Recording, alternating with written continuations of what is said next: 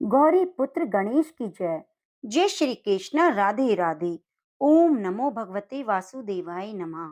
प्रिय मित्रों, एकादशी का व्रत सभी व्रतों में सबसे अधिक श्रेष्ठ है। पद्म पुराण के अनुसार जो भी व्यक्ति शर्तला एकादशी के दिन सच्चे मन से पूजा करता है, व्रत करता है, दान करता है, उसे जीवन में मोक्ष की प्राप्ति होती है और सभी पाप नष्ट हो जाते हैं। माघ मास में जितना तिल का दान करेंगे उतने हजारों वर्षों तक स्वर्ग में रहने को मिलता है।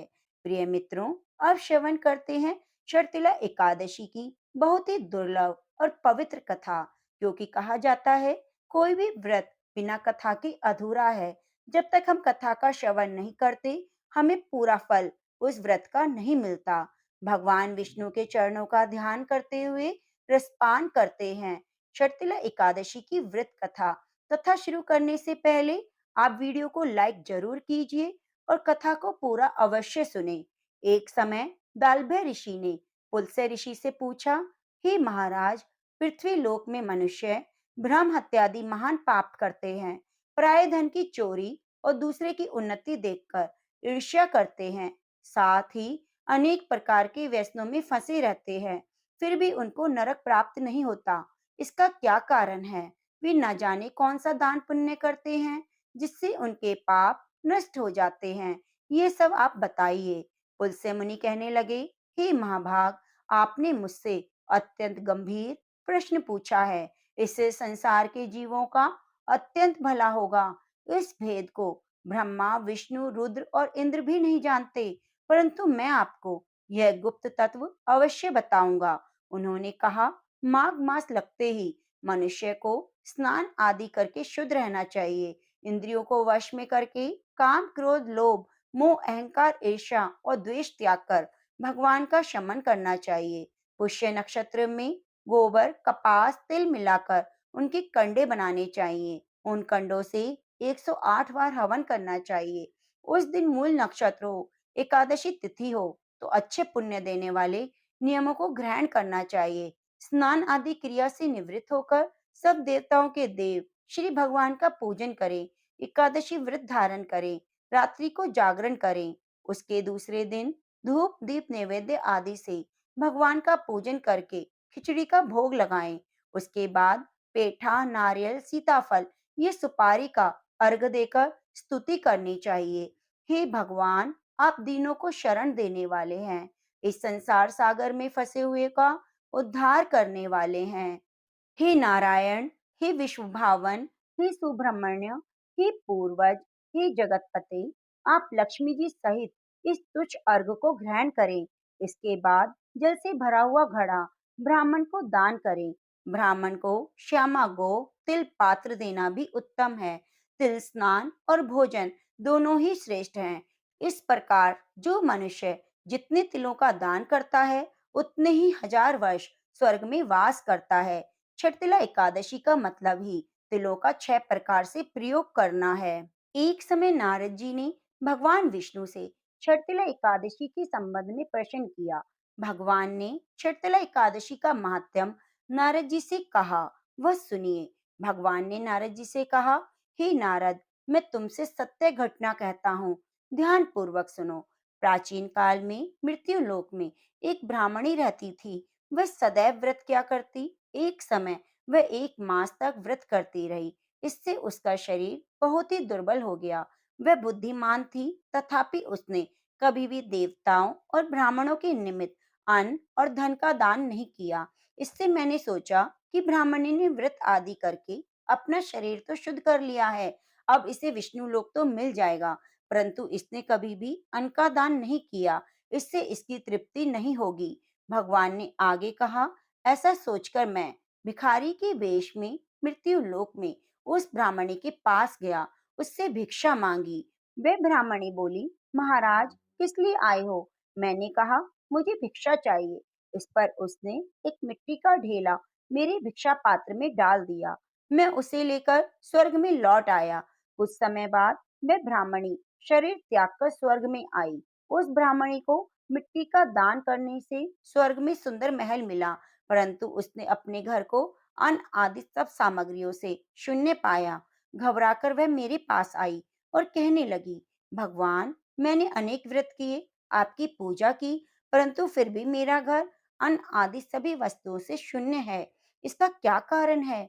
मैंने कहा, पहले तुम अपने घर जाओ, देव स्त्रियां आएंगी तुम्हें देखने के लिए। पहले उनसे शर्तिला एकादशी की पुण्य विधि सुनो, तब द्वार खोलना। मेरे ऐसे वचन सुनकर वह अपने घर गई। जब देव स्त्रियां आई और द्वार खोलने को कहा, तो ब्राह्मणी बोली, आप मुझे देखने आई हैं, तो छठिला एकादशी का महात्म्य मुझसे कहो। उनमें से एक देव स्त्री कहने लगी, मैं कहती हूँ। जब ब्राह्मणी ने छठिला एकादशी का महात्म्य सुना, तब द्वार खोला। देवांगनाओं ने उसको देखा कि वह ना तो गांधर्वी है, न आसुरी है, वरन पहले जैसी मानुषी है। उस ब्राह्मणी ने उसकी कथा अनुसार छठिला एकादशी का व्रत किया, जिसके प्रभाव से वे सुंदर और रूपवती हो गई। उसका घर अन्न आदि सभी सामग्रियों से भर गया। इसलिए मनुष्यों को मूर्खता त्याग कर छठिला एकादशी का व्रत और लोभ न करते हुए तिल का दान करना चाहिए। इससे दुर्भाग्य, दरिद्रता और अनेक प्रकार के कष्ट दूर होकर मोक्ष की प्राप्ति होती है। प्रेम से बोलिए, विष्णु भगवान की जय। जय श्री कृष्ण, राधे राधे। ओम नमः शिवाय। अति प्राचीन काल की बात है। द्रविड़ देश के एक पांड्य वंशी राजा राज्य करते थे। उनका नाम था इंद्रदमुन। वे भगवान की आराधना में ही अपना अधिक समय व्यतीत करते। यद्यपि उनके राज्य में सभी और सुख शांति थी, प्रजा भी बहुत खुश थी और राजा भी अपना राज्य कार्य बहुत अच्छे से करते। वे कहते थे कि भगवान विष्णु ही मेरा राज्य संभाल रहे हैं, यह उन्हीं की कृपा है। राजा इंद्रदमुन के मन में आराध्य आराधना की लालसा उत्तरोत्तर बढ़ती ही गई। इस कारण वे राज्य को त्याग कर मल्य पर्वत पर रहने लगे। उनका वेश तपस्वियों जैसा था। सिर के बाल बढ़कर जटा के रूप में हो गए। वे निरंतर पर ब्रह्म परमात्मा की आराधना में तल्लीन रहते। उनके मन और प्राण भी श्री हरि के चरण कमलों में मधुकर बने रहते। इसके अतिरिक्त उन्हें जगत की कोई वस्तु न सुहाती। उन्हें राज्य, कोष, प्रजा, पत्नी आदि किसी प्राणी की स्मृति न रही। एक बार की बात है, राजा इंद्रदमुन प्रतिदिन की भांति स्नान से निवृत्त होकर सर्व समर्थ प्रभु की उपासना में तल्लीन थे। उन्हें बाह्य जगत का तनिक भी ध्यान नहीं था। संयोगवश उसी समय महर्षि अगस्त्य अपने शिष्यों के साथ वहां पहुंच गए, लेकिन न पाद, न अर्घ, न स्वागत। मौन व्रती राजा इंद्रदमुन परम प्रभु के ध्यान में निमग्न थे। इससे महर्षि अगस्त्य बहुत ही क्रोधित हो गए। उन्होंने इंद्रदमुन को शाप दे दिया कि इस राजा ने गुरुजनों से शिक्षा नहीं ग्रहण की और अभिमानवश परोपकार से निवृत्त होकर मनमानी कर रहा है। ऋषियों का अपमान करने वाला यह राजा हाथी के समान जड़ बुद्धि है, इसीलिए इसे घोर अज्ञान में हाथी की योनि प्राप्त होगी। महर्षि अगस्त्य भगवत भक्त इंद्रदमुन को शाप देकर चले गए।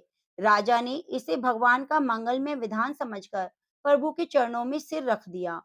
क्षीर सागर में 10 सहस्त्र योजन लंबा चौड़ा ऊंचा त्रिकुट नाम का पर्वत था। वह पर्वत बहुत ही सुंदर था। पर्वतराज त्रिकुट की तराई में ऋतुमान नामक भगवान वरुण का क्रीड़ा नगर था। उसके चारों ओर दिव्य वृक्ष थे।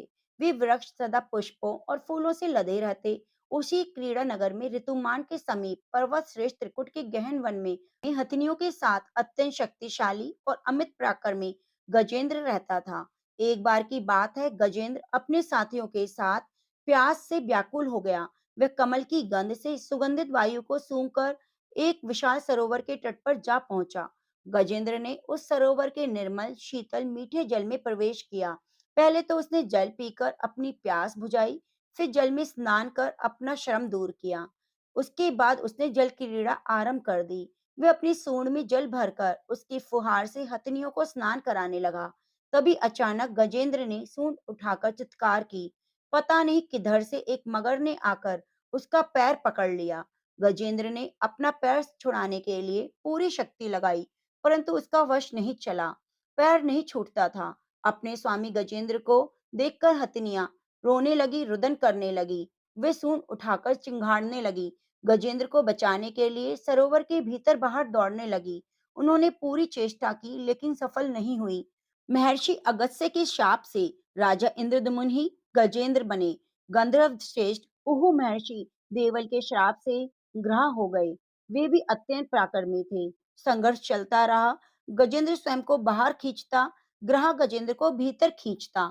सरोवर का निर्मल जल गंदला हो गया, कमल दल शत विशत हो गए, जल जंतु व्याकुल हो उठे। गजेंद्र और ग्रह का संघर्ष एक सहस्त्र वर्ष तक चलता रहा। दोनों जीवित रहे। यह दृश्य देखकर देवगण भी हैरान हो गए। गजेंद्र का शरीर स्थिर हो गया, उसके शरीर में शक्ति और मन में उत्साह नहीं रहा, परंतु जलचर होने के कारण ग्रह की शक्ति में कोई कमी नहीं आई, उसकी शक्ति बढ़ गई। वह नवीन उत्साह से अधिक शक्ति लगाकर गजेंद्र को खींचने लगा। असमर्थ गजेंद्र के प्राण संकट में पड़ गए, उसकी शक्ति और पराक्रम का अहंकार चूर चूर हो गया। वे पूर्णतया निराश हो गया, किंतु पूर्व जन्म की निरंतर भगवत आराधना के फलस्वरूप उसे भगवत स्मृति हो आई। उसने निश्चय किया कि मैं कराल काल के भय से चराचर प्राणियों के शरण्य सर्वसमर्थ प्रभु की शरण ग्रहण करता हूँ। इस निश्चय के साथ गजेंद्र मन को एकाग्र करके पूर्व जन्म में सीखे श्रेष्ठ स्तोत्र द्वारा परम प्रभु की स्तुति करने लगा। गजेंद्र की स्तुति सुनकर सर्वात्मा सर्वदेव रूप भगवान विष्णु प्रकट हो गए। गजेंद्र को पीड़ित देखकर भगवान विष्णु गरुड़ पर आरूढ़ होकर अत्यंत शीघ्रता से सरोवर के पास पहुंचे। जब जीवन से निराश और पीड़ा से छटपटाते गजेंद्र ने हाथ में चक्र लिए भगवान विष्णु को तीव्रता से अपनी ओर आते देखा, तो उसने कमल का एक सुंदर पुष्प अपनी सूंड में लेकर ऊपर उठाया और बड़े कष्ट से कहा, नारायण भगवान, आपको नमस्कार है। गजेंद्र को अत्यंत पीड़ित देखकर भगवान विष्णु गरुड़ की पीठ से कूद पड़े और गजेंद्र के साथ ग्रह को भी सरोवर से बाहर खींच लाए और तुरंत अपने तीक्ष्ण चक्र से ग्रह का मुंह फाड़कर गजेंद्र को मुक्त कर दिया। ब्रह्म आदि देवगण श्री हरि की प्रशंसा करते हुए फूलों की वर्षा करने लगे। सिद्ध ऋषि महर्षि पर ब्रह्म भगवान विष्णु का गुणगान करने लगे। ग्रह दिव्य शरीरधारी हो गया। उसने विष्णु के चरणों में सिर रखकर प्रणाम किया और भगवान विष्णु के गुणों की प्रशंसा करने लगा। भगवान विष्णु के मंगलमय वरद हस्त से स्पर्श से पाप मुक्त होकर उहु गंधर्व ने प्रभु की परिक्रमा की और उनके त्रिलोक्य वंदित चरण कमलों में प्रणाम कर अपने लोक को चला गया। भगवान विष्णु ने गजेंद्र का उद्धार कर उसे अपना पार्षद बना लिया। गंधर्व सिद्ध देवगण उनकी लीला का गान करने लगे। गजेंद्र की स्तुति से प्रसन्न होकर भगवान विष्णु ने सबके समक्ष कहा, प्यारे गजेंद्र, जो लोग ब्रह्म मुहूर्त में उठकर तुम्हारी की हुई स्तुति से मेरा स्तवन करेंगे, उन्हें मैं मृत्यु के समय निर्मल बुद्धि का दान करूंगा।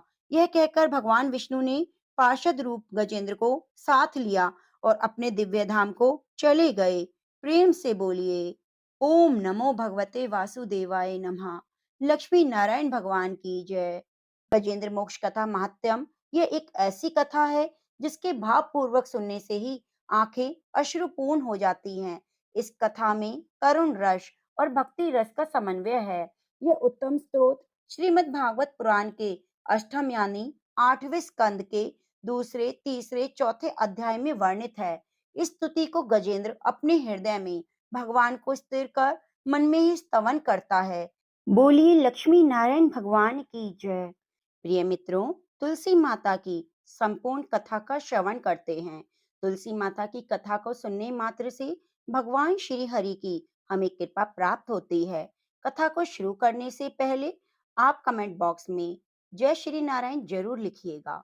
सावर्णी मुनि की पुत्री तुलसी अपूर्व सुंदरी थी। उसकी इच्छा थी कि उसका विवाह भगवान नारायण के साथ हो। इसके लिए उसे नारायण पर्वत की घाटी में स्थित बद्री वन में घोर तपस्या की। दीर्घ काल तक तपस्या के उपरांत ब्रह्मा जी ने प्रसन्न होकर दर्शन दिया और वर मांगने को कहा। तुलसी ने कहा, सृष्टिकर्ता ब्रह्मदेव, आप अंतर्यामी हैं, सबके मन की बात जानते हैं, फिर भी मैं अपनी इच्छा बताती हूँ। मैं चाहती हूँ कि भगवान श्री नारायण मुझे पति रूप में मिल जाएं। ब्रह्मा जी ने कहा, तुम्हारा अभिष्ट तुम्हें अवश्य मिलेगा। अपने पूर्व जन्म में किसी अपराध के कारण तुम्हें शाप मिला है। इसी प्रकार भगवान श्री नारायण के एक पार्षद को भी दानव कुल में जन्म लेने का शाप मिला। दानव कुल में जन्म लेने के बाद भी उसमें नारायण का अंश विद्यमान रहेगा। इसलिए इस जन्म में पूर्व जन्म के पाप के शमन के लिए संपूर्ण नारायण तो नहीं, नारायण के अंश से युक्त दानव कुल में जन्मे शापग्रस्त पार्षद से तुम्हारा विवाह होगा। शाप मुक्त होने पर भगवान श्री नारायण सदा सर्वदा के लिए तुम्हारे पति हो जाएंगे। तुलसी जी ने ब्रह्मा जी के इस वरदान को स्वीकार किया, क्योंकि मानव कुल में जन्म के कारण उसे मायावी भोग तो भोगना ही था। तुलसी बद्री वन में ही रहने लगी।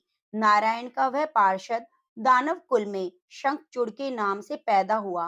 कुछ दिनों के बाद वह भ्रमण करता हुआ बद्री वन में आया। वह तुलसी को देखते ही वह उस पर मुग्ध हो गया। तुलसी के सामने उसने अपने विवाह का प्रस्ताव रखा। इतने में ही ब्रह्मा जी आ गए। तुलसी से कहा, शंखचूड़ को देखो, इसका स्वरूप कितना सुंदर है। दानव कुल में जन्म लेने के बाद भी लगता है इसके शरीर में नारायण का वास है। तुम प्रस्ताव को स्वीकार कर लो। तुलसी को भी लगा कि उसकी तपस्या पूर्ण हुई, उसे इच्छित फल मिला है।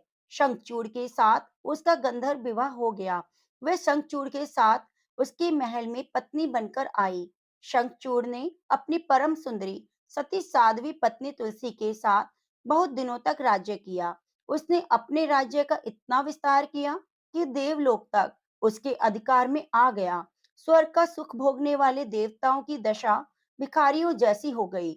शंखचूड़ को किसी को कष्ट नहीं देता था, पर अधिकार और राज्य छिन जाने से सारे देवता मिलकर भगवान ब्रह्मा, विष्णु और शिव जी की सभा में गए और अपनी विपत्ति सुनाई। ब्रह्मा जी ने कहा, तुलसी परम साध्वी है, उसका विवाह शंखचूड़ से मैंने ही कराया था। शंखचूड़ को तब तक नहीं हराया जा सकता जब तक तुलसी का सत्व नष्ट न हो जाए। भगवान विष्णु ने कहा, शंखचूड़ पूर्व जन्म में मेरा पार्षद था। शाप के कारण उसे दैत्य कुल में जन्म लेना पड़ा है। इस जन्म में भी मेरा अंश उसमें व्याप्त है। साथ ही तुलसी के पतिव्रत धर्म से वह अजय है। फिर देवताओं की सहमति से भगवान शिव ने शंखचूड़ के पास संदेश भेजा कि या तो देवताओं को राज्य लौटा दे या फिर उनसे युद्ध करे। शंखचूड़ भगवान शंकर के पास पहुंचे। उसने कहा, हे देवादिदेव, आपके लिए देवताओं का पक्ष लेना उचित नहीं है। राज्य को बढ़ाना हर राजा का कर्तव्य है। मैं किसी को दुखी नहीं कर रहा हूँ। देवताओं से कहिए वे मेरी प्रजा होकर रहे। मैंने आपका भी कोई अपमान नहीं किया है। हमारा आपका युद्ध शोभा नहीं देता। अगर आप हार गए तो बड़ी लज्जा की बात होगी। मैं हार गया तो आपकी कीर्ति बहुत अधिक नहीं बढ़ेगी। भगवान शंकर यह सुनकर मन ही मन मुस्कुराने लगे। वे तो सब रहस्य समझते थे। तुलसी और शंखचूड़ के पूर्व जन्म की शाप की अवधि लगभग पूरी हो चुकी थी। वे बोले, इसमें कीर्ति और लज्जा की बात नहीं है। तुम देवताओं का राज्य लौटाकर उन्हें उसके पद पर प्रतिष्ठित होने दो। युद्ध से बचने का यही एक उपाय है। शंखचूड़ ने कहा, मैंने युद्ध के बल से देवलोक को जीता है। कोई उसे युद्ध के द्वारा ही वापस ले सकता है। यह मेरा अंतिम उत्तर है। मैं जा रहा हूँ। ऐसा कहकर शंखचूड़ चला गया। उसने अपनी पत्नी तुलसी को सारी बात बताई और कहा, कर्म भोग सब काल सूत्र में बंधा है। जीवन में हर्ष, शोक, भय, सुख, दुख, मंगल, अमंगल काल के अधीन है। हम तो केवल निमित्त है। संभव है भगवान शिव देवताओं का पक्ष लेकर मुझसे युद्ध करे। तुम चिंता मत करना। तुम्हारा सती तेज मेरी रक्षा करेगा। दूसरे दिन भगवान शंकर के नेतृत्व में देवताओं ने युद्ध छेड़ दिया। शंखचूड़ ने भीष्म बाणों की वर्षा कर उनका वेग रोका। उसके प्रहार से देवता डगमगाने लगे। उसने दानवी शक्ति का प्रयोग कर मायावी युद्ध आरंभ किया। युद्ध स्थल पर वह किसी को दिखाई नहीं देता था, पर उसके अस्त्र शस्त्र प्रहार कर देवों को घायल कर रहे थे। देवगण अपने अस्त्र चलाएं तो किस पर चलाएं, क्योंकि कोई शत्रु सामने था ही नहीं। कई दिनों तक इस तरह भयंकर युद्ध चला। शंखचूड़ पराजित नहीं हुआ। तब भगवान शिव ने विष्णु जी से कहा, हे श्री हरि, कुछ उपाय करो, अन्यथा यह शंखचूड़ देवताओं के साथ अनर्थ कर डालेगा। भगवान विष्णु ने सोचा, बल से तो शंखचूड़ को हराया नहीं जा सकता, इसलिए छल का ही सहारा लेना पड़ेगा। उन्होंने तुरंत ही अपना स्वरूप शंखचूड़ जैसा बनाया और अस्त्र शस्त्र से सुसज्जित होकर तुलसी के पास गए और बोले, हे प्रिय, मैं युद्ध जीत गया। सारे देवता भगवान शंकर समेत हार गए। इस खुशी में आओ, मैं तुम्हें अपने हृदय से लगा लूं। पति को प्रत्यक्ष खड़ा देखकर और विजय का समाचार सुनकर वह दौड़कर मायावी शंखचूड़ के गले से लिपट गई। इस प्रकार पति पत्नी दोनों आलिंगन हो खूब खुशी मनाने लगे। इस प्रकार पर पुरुष के साथ इस प्रकार के व्यवहार से तुलसी का सती तेज नष्ट हो गया। उसका सती तेज जो शंखचूड़ के कवच के रूप में शंखचूड़ की रक्षा कर रहा था, वह नष्ट हो गया। शंखचूड़ शक्तिहीन हो गया। यह जानते ही भगवान शंकर ने अपने त्रिशूल से प्रहार किया। त्रिशूल के लगते ही शंखचूड़ जलकर भस्म हो गया। शंखचूड़ के मरने को जानकर भगवान विष्णु अपने असली रूप में आ गए। सामने अपने पति शंखचूड़ के स्थान पर भगवान विष्णु को खड़ा देखकर तुलसी बहुत ही हैरान हुई। उसको पता लग गया कि स्वयं नारायण ने उसके साथ छल किया है। क्रोध में आकर उसने भगवान विष्णु को श्राप दे डाला। एक सती स्त्री का सतीत्व भंग करने के अपराध में तुम हृदयहीन पत्थर हो जाओ। भगवान विष्णु ने तुलसी के श्राप को स्वीकार कर लिया और कहा, हे देवी, तुम्हारे और शंखचूड़ के कल्याण के लिए ही मुझे ऐसा करना पड़ा। तुम दोनों को शाप मुक्त करना था। तुम भी अब शरीर त्याग कर तुलसी बिरवा के रूप में जन्म लोगी और मेरी पूजा तुलसी दल से होगी। मैं शालिग्राम पत्थर बनूंगा। मेरे शीश पर तुम आदर से विराजमान होगी। तुम्हारे पति की हड्डियों के चूर्ण से शंख की उत्पत्ति होगी। उस शंख ध्वनि से देवताओं की और मेरी पूजा आराधना होगी। जहाँ शंख ध्वनि होगी, वहाँ मंगलमय ही मंगलमय होगा और मैं सदैव विराजमान रहूंगा। तुमने पूर्व जन्म में बद्री वन में मुझे पाने के लिए बहुत तपस्या की। अब अगले जन्म में मैं नारायण प्रस्तर के रूप में बद्रीनाथ वन में स्थापित होऊंगा और मेरी पूजा अर्चना फल फूल से न होकर तुम्हारे तुलसी दल से होगी। मेरे शीश पर विराजमान होकर तुम मुझसे भी ऊंचा पद प्राप्त करोगी। हे तुलसी, तुम्हारे बिना मेरी पूजा का फल किसी भी व्यक्ति को नहीं मिलेगा। प्रेम से बोलिए, जय तुलसी माँ, जय राधा कृष्ण। ओम नमो भगवते वासुदेवाय नमः। एक बार भगवान नारायण और माता लक्ष्मी लोगों की परीक्षा लेने के लिए ठंड के मौसम में मूसलाधार बरसती हुई संध्या में अत्यंत बूढ़े स्त्री और पुरुष का रूप धारण करके पृथ्वी लोक में आए। नगर के एक धनी सेठ के द्वार पर जाकर वे दरवाजा खटखटाने लगे। दरवाजा खोलकर सेठ जी ने जब उन्हें देखा तो बिगड़कर बोले, अरे, कीचड़ से सने पैरों से सारे दालान में मिट्टी फैला दी। भागो यहाँ से। सेठ जी, हम इतनी रात में कहाँ जाएंगे? वृद्धा बनी माता लक्ष्मी गिड़गिड़ाई, ठंड से प्राण निकल रहे हैं, कहीं ठहरने भर को जगह दे दो। परंतु सेठ जी ने द्वार बंद कर लिया। उन दोनों को प्रकाश में सेठ के महल के पास ही एक टूटा फूटा सा घर दिखाई पड़ा। उसके टूटे किवाड़ से दिए के प्रकाश की एक किरण दिखाई पड़ी। बूढ़े बने भगवान विष्णु ने माता लक्ष्मी से कहा, आओ चलो उस घर में ही आश्रय मांग कर देखें। बूढ़ी बनी माता लक्ष्मी ने कहा, जब इतने बड़े सेठ ने अपने यहाँ स्थान नहीं दिया तो यह गरीब क्या देगा? और ठहरने को जगह मिल भी गई तो रात भर में बिना ओढ़ने बिछौने के इन फटे भीगे कपड़ों में तो प्राण ही निकल जाएंगे। वृद्ध बोला, कुछ भी हो, मुझसे तो अब और नहीं चला जाता। और उन्होंने आगे बढ़कर दरवाजा खटखटाया।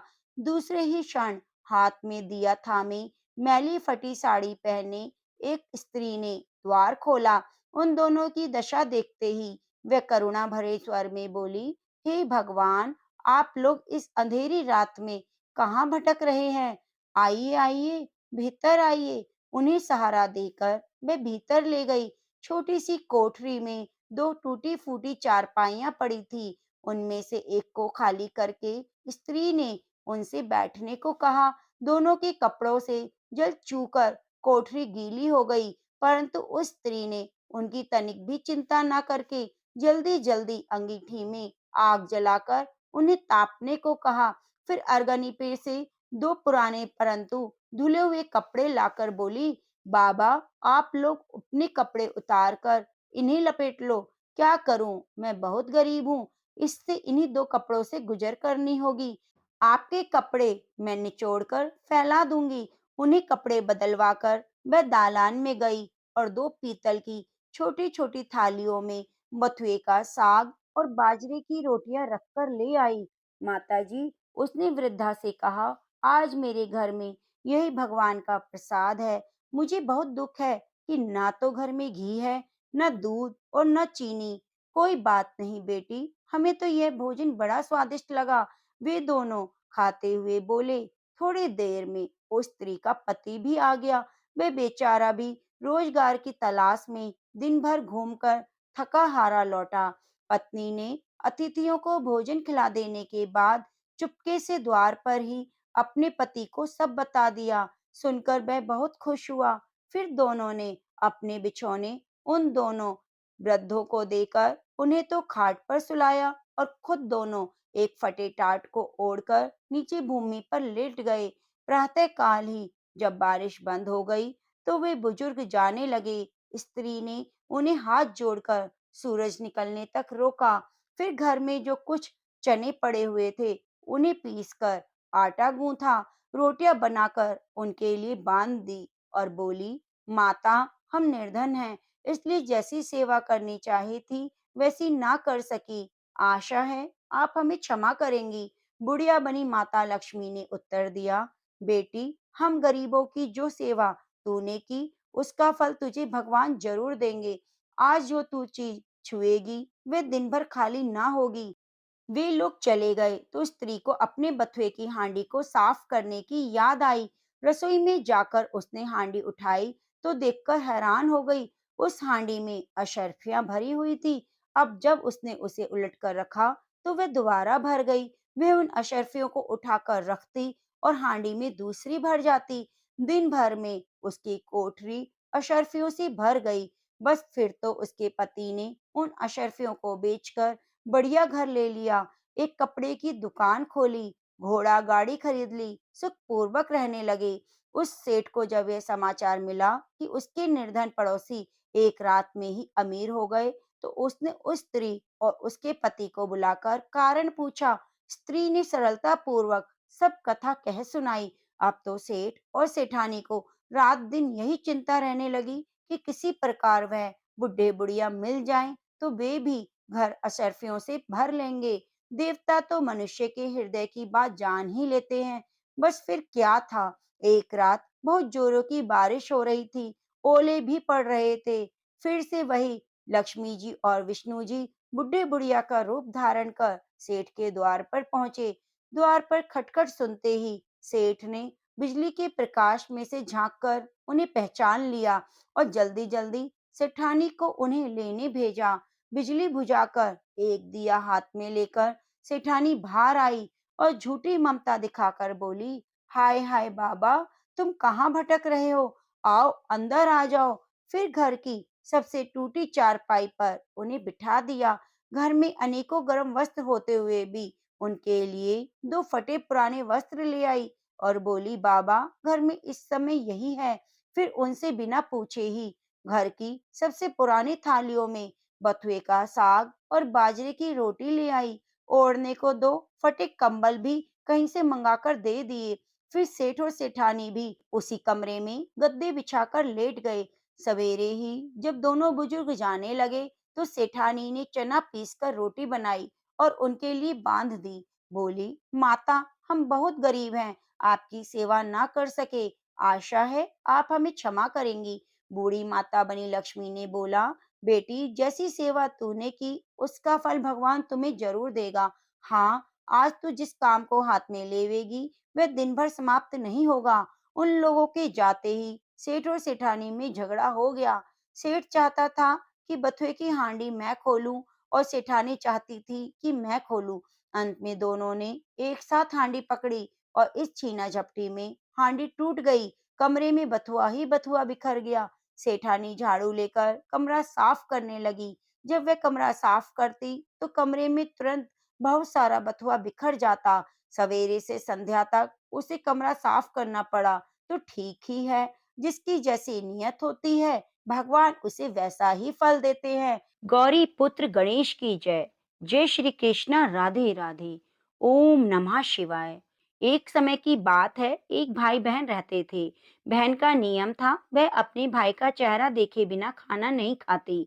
वह हर रोज सुबह उठती और जल्दी जल्दी सारा काम करके अपने भाई का मुंह देखने के लिए उसके घर जाती। एक दिन रास्ते में पीपल के नीचे गणेश जी की मूर्ति रखी हुई मिली।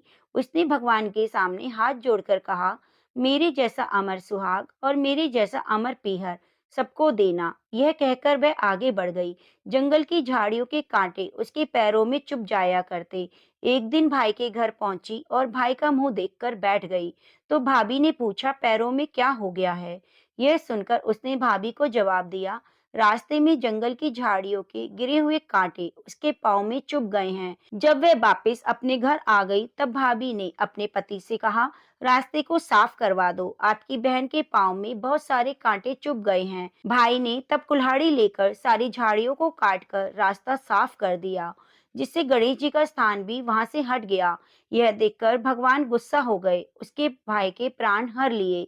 लोग अंतिम संस्कार के लिए जब भाई को ले जा रहे थे तब उसकी भाभी रोते हुए लोगों से बोली, थोड़ी देर के लिए रुक जाओ, उसकी बहन आने वाली है, वे अपने भाई का मुंह देखे बिना नहीं रह सकती, उसका यह नियम है। लोगों ने कहा, आज तो देख लेगी पर कल कैसे देखेगी? रोज दिन की तरह बहन अपने भाई का मुंह देखने के लिए जंगल में निकली। तब जंगल में उसने देखा सारा रास्ता साफ किया हुआ है। जब वह आगे बढ़ी तो उसने देखा गणेश जी को वहां से हटा दिया गया है। तब उसने जाने से पहले गणेश जी को एक अच्छे स्थान पर रखकर उन्हें स्थान दिया और हाथ जोड़कर बोली, भगवान मेरे जैसा अमर सुहाग और अमर पीहर सबको देना, और बोलकर आगे निकल गई। भगवान ने सोचा कि अगर इसकी नहीं सुनी तो हमें कौन मानेगा, कौन पूजेगा। तब सिद्धि विनायक ने उसे आवाज दी, बेटी इस खेजड़ी की 7 पत्तियां लेकर जा, उसे कच्चे दूध में घोलकर भाई के ऊपर छींटा मार देना, वह उठकर बैठ जाएगा। यह सुनकर जब बहन पीछे मुड़ी तो वहां कोई नहीं था। फिर वह सोचने लगी कि ठीक है, जैसा सुना है वैसा कर लेती हूँ। फिर वह 7 खेजड़ी की पत्तियां लेकर अपने भाई के घर पहुंची। उसने देखा वहां कई लोग बैठे हुए हैं, भाभी बैठी रो रही है, भाई की लाश रखी है। तब उसने पत्तियों को बताए हुए नियम के तहत भाई के ऊपर इस्तेमाल किया। भाई उठकर बैठ गया। भाई बोला बहन से, बहन मैं बहुत गहरी नींद सोया। तब बहन बोली, यह नींद किसी दुश्मन को भी ना आए। उसने सारी बात अपने भाई को बता दी। प्रेम से बोलो गणेश भगवान की जय। हे गणेश भगवान, जैसे आपने उस बहन को अमर सुहाग अमर पीहर दिया, वैसे सब किसी को देना। हनुमान जी का ध्यान करते हुए अब श्रवण करते हैं मंगलवार की बहुत ही सुंदर कथा। प्राचीन समय की बात है, किसी नगर में एक ब्राह्मण दंपत्ति रहते थे। उनके कोई संतान न होने के कारण वे बहुत दुखी थे। हर मंगलवार को ब्राह्मण वन में हनुमान जी की पूजा के लिए जाता। वे पूजा करके बजरंगबली से एक पुत्र की कामना करता। उसकी पत्नी भी पुत्र की प्राप्ति के लिए मंगलवार का व्रत करती। वे मंगलवार के दिन व्रत के अंत में हनुमान जी को भोग लगाकर ही भोजन करती। एक बार व्रत के दिन ब्राह्मणी ने भोजन नहीं बना पाई और न ही हनुमान जी को भोग लगा सकी। तब उसने प्रण किया कि अगले मंगलवार को हनुमान जी को भोग लगाकर ही भोजन करेगी। वे भूखी प्यासी 6 दिन तक पड़ी रही। मंगलवार के दिन वह बेहोश हो गई। हनुमान जी उसकी श्रद्धा और भक्ति देखकर बहुत खुश हुए। उन्होंने आशीर्वाद रूप ब्राह्मणी को एक पुत्र दिया और कहा कि यह तुम्हारी सेवा करेगा। बालक को पाकर ब्राह्मणी बहुत खुश हुई। उसने बालक का नाम मंगल रखा। कुछ समय बाद जब ब्राह्मण घर आया तो बालक को देखकर पूछा कि वह कौन है। पत्नी बोली, मंगलवार व्रत से प्रसन्न होकर हनुमान जी ने बालक दिया है। यह सुनकर ब्राह्मण को उसकी पत्नी पर विश्वास नहीं हुआ और एक दिन मौका पाकर ब्राह्मण ने बालक को कुएं में गिरा दिया, जिसके बाद से ब्राह्मण दंपति नियमित रूप से मंगलवार का व्रत रखने लगे और मंगलवार का व्रत रखने से मनुष्य पर हनुमान जी की अपार कृपा होती है। प्रेम से बोलिए जय बजरंगबली। ओम नमो भगवते वासुदेवाय नमः। तुलसी मैया की जय। माघ मास की जय। प्रिय मित्रों, उम्मीद करूंगी एकादशी के दिन आपको ये संपूर्ण कथाएं बहुत ही अच्छी लगी होंगी।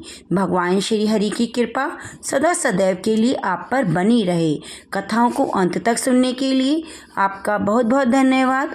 आप हमारे चैनल को सब्सक्राइब जरूर कीजिए और बेल आइकन को दबाना ना भूलें।